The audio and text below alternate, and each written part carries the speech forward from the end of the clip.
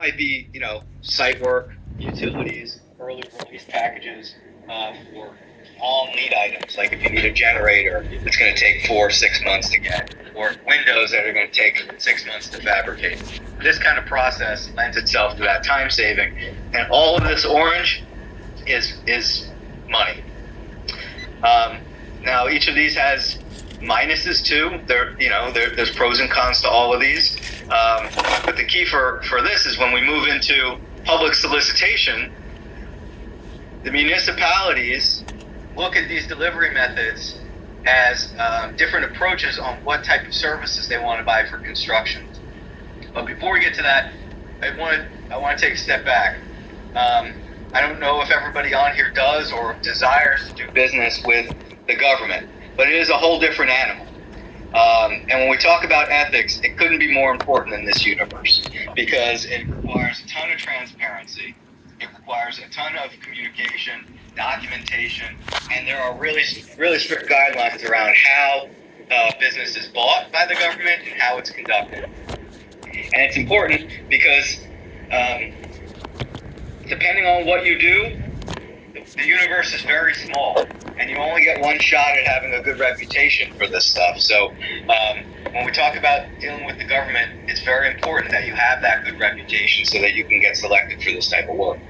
So 2 key issues when we're talking about procurement in Florida. One is ensuring fair competition. So they want to make sure that businesses have a right to compete against one another in a fair way.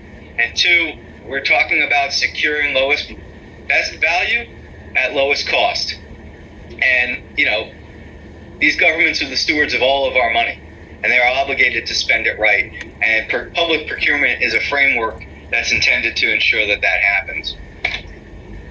So, first considerations, if you're in public business or trying to get into public business, is understanding what it is you're doing.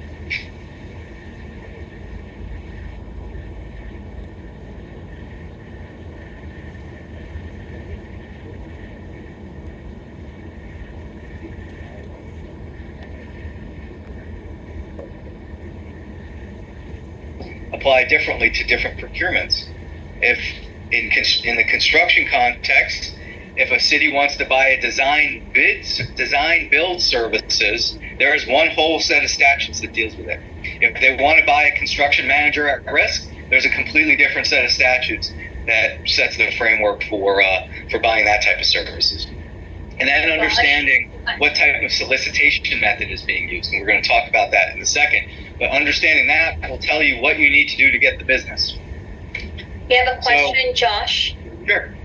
Catalina, can you please unmute because you have a long question and ask your question? Okay, so my question is, at what stage in a business do you recommend to have a general contract agreement? Should you have one prepared before you even start performing services? And what if you've been operating fine just using written agreements like text messages? Basically, what I'm asking is, what's the urgency, and does it depend on the complexity of the services you're providing? And I'm mostly referring to Facebook Marketplace style small business work. Okay, so that's a little bit of a chicken and the egg scenario, right? And that deals a little bit with how much risk tolerance you're willing to take on. For me, having some type of an agreement at the start is really important. Even if it's just your first sale, your first 10 sales, your first 20, and you've gotten by with a handshake and a text message, that might be fine. But if you're looking to grow a business and make it commercially responsible and, more importantly, scalable, growing, you have to be able to replicate over and over again. And so I think it's important to do it early. If you're looking to have repeat customers, having a professional agreement up front shows that you are a legitimate business. It starts to gain trust with your customers and will help do repeat business.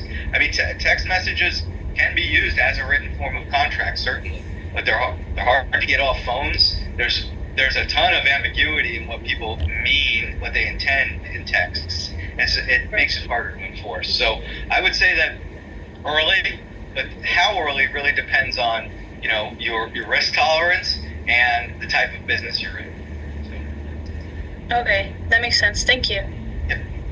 iPhone, please identify yourself and ask your question. Hello, Professor. Hi. Yeah, thank you for that training. My question is first of all, I'm Mr. Jean. I'm a GIS analyst. I do a lot of activities overseas, and then here I'm new in terms of a professional.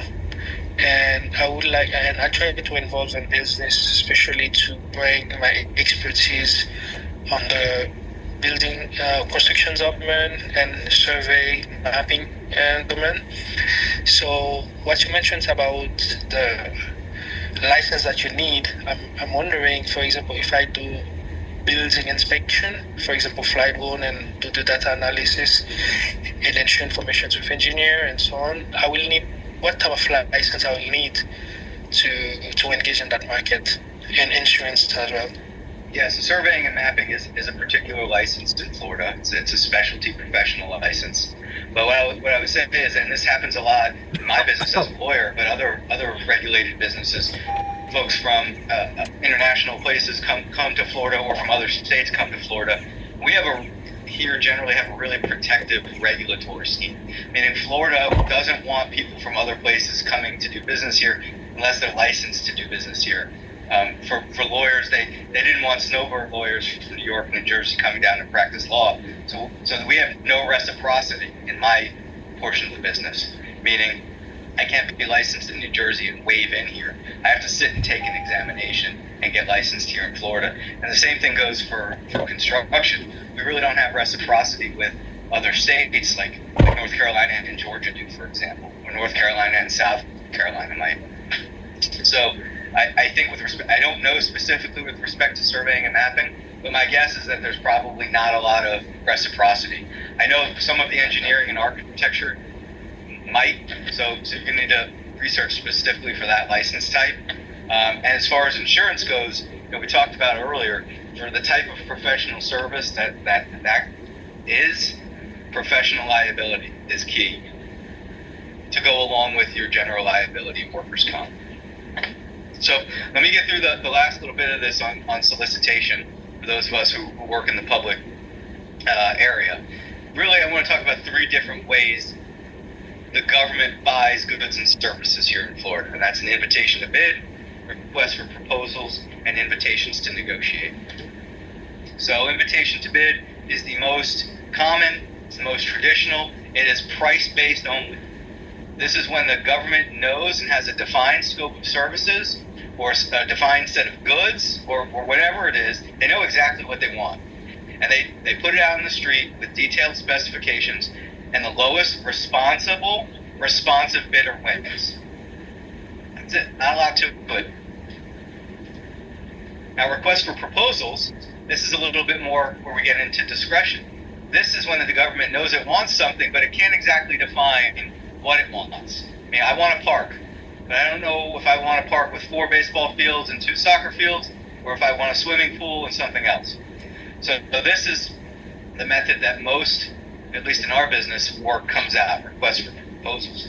This, unlike invitations to bid, you can consider qualifications and experience. If you want to talk about the business reputation and ethics, this is exactly where that comes into play. If you've been arrested, if you've been charged with a business crime, if you've been disbarred, meaning you've had other municipalities not take your work, if you get into a lot of lawsuits, all that stuff comes out in response to an RFP, and they make a determination based on some of those factors. So it's really important. This kind of solicitation contemplates that you're going to negotiate in the future. The ITB, the invitation to bid, you typically, once you get awarded, you have to sign the contract that went out with the solicitation. That's it. There's no negotiation. And the thing with these is the government has to tell you the criteria that they're going to use to select. They have to tell you what's important to them and what's not. And then lastly, invitation to negotiate. This is when the government knows they want something, but they don't know the best way of doing it. Meaning, I've got a problem with a transportation issue. I don't know how to solve it. I have a capacity problem at a school or a rec center. I don't know how to solve it. And they allow people to come in and offer to make proposals on how to best resolve that issue. Again, qualifications come into play here.